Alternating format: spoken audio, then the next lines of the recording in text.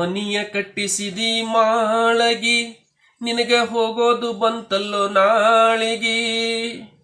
ಮನಿಯ ಕಟ್ಟಿಸಿದಿ ಮಾಳಿಗಿ, ನಿನಗೆ ಹೋಗೋದು ಬಂತಲ್ಲೋ ನಾಳಿಗೆ. ಗೊಂಗಡಿದು ಮಾಡ್ಯಾರ ಜೋಳಿಗಿ, ನಿನಗೆ ಇಟ್ಟು ಬಂದು ಉಣ್ತಾರಲ್ಲೋ ಹೋಳಿಗಿ.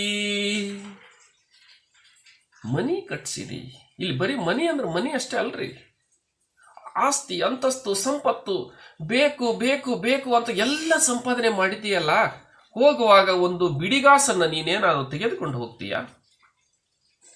ಅದಕ್ಕೆ ಹೇಳ್ತಾರಲ್ಲ, ಬರುವಾಗ ಬೆತ್ತಲೆ ಹೋಗುವಾಗ ಬೆತ್ತಲೆ, ಇವುಗಳ ಮಧ್ಯೆ ಬರೀ ಕತ್ತಲೆ.